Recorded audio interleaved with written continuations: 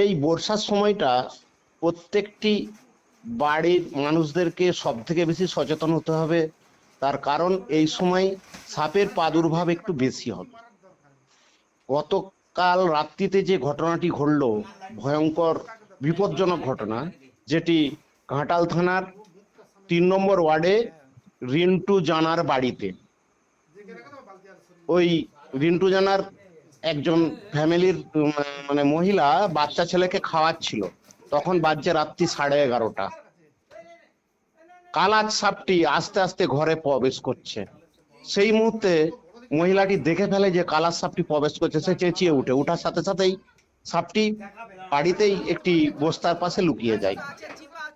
আমি ফোন পাই রাত্রি প্রায় 12টা।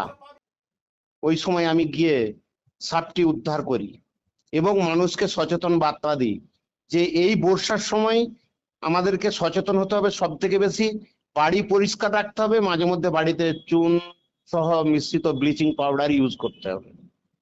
কারণ এই সময়টা হচ্ছে মাঠে ঘাটে জল জল ভর্তি হয়ে গেছে, সাপ বাসস্থান হারিয়েছে। তাই বাসস্থানের জন্য বাড়ি লাগোয়া উঁচু জায়গা বা বাড়িতেই প্রবেশ করবে। আর বিশেষ করে কালাচ, এরা কিন্তু বিছানায় যাবে, বিছানায় কামড় দিবে। এই সাপ নিয়ে সব থেকে সচেতন হতে হবে মায়েদেরকে।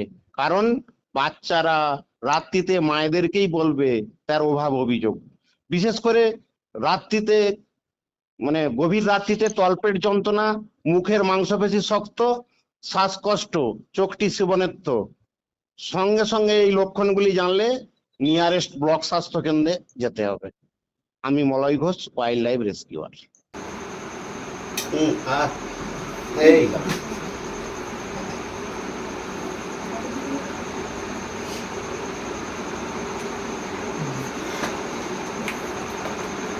বিশাল ছুট দিয়েছে।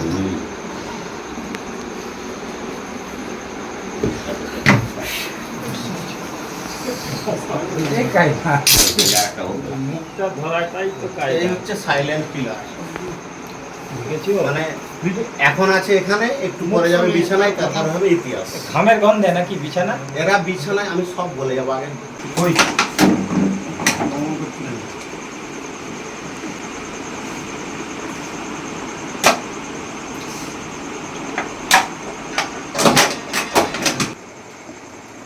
এরা এখন ছিল এখানে।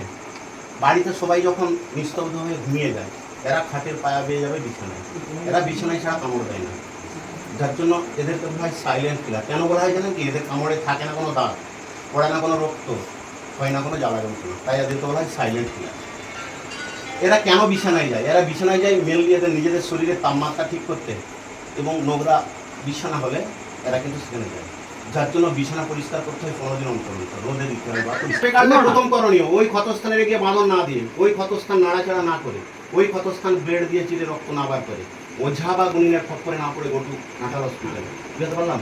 সাপে কাটলে কখনো ক্ষতস্থানে রেখে বাঁধন দেবেন না। যদি বাঁধন দেয়, সে সাপটি যদি চন্দ্রবড়া সাপ হয়ে থাকে, চন্দ্রবড়া সাপে হিমোটক্সিস বিষ চামড়া গলিয়ে দেবে, মাংস পচিয়ে দেবে, অঙ্গহানি হবে। সাপে কাটলে কখনো ব্লেড দিয়ে চিরে রক্ত বার করবেন না। যদি বার করেন, সারা শরীরে বিষটা চালিয়ে যাবে, মানুষকে তাড়াতাড়ি মৃত্যু করে ঢুকে যাবে। সাপে কাটলে কখনো ওঝার কাছকে যাবেন না। ওঝার কাছকে গেলে বাড়িতে 3.5 কুইন্টাল কাঠটা রেডি রেখে যাবেন, একটু পরে লাগবে ওটা। ওঝা কি করে? আমাদের গোল্ডেন সময়, যে সময়টা আমরা হসপিটালে গেলে বাঁচবো, 100 মিনিট। ডাক্তারি ভাষা মানে কি? 100 মিনিটে 100 ml এভিএস যদি দেওয়া হয়, সে বাঁচবেই। তাই ওঝা কি করে? ওই গোল্ডেন সময়টা নষ্ট করে দেয়। দেওয়ার পর যখন বলে হসপিটালে যাও, কিরণ খাওয়ার পরে, তখন ডাক্তার কি বলে? টাইম ইজ ওভার, মানে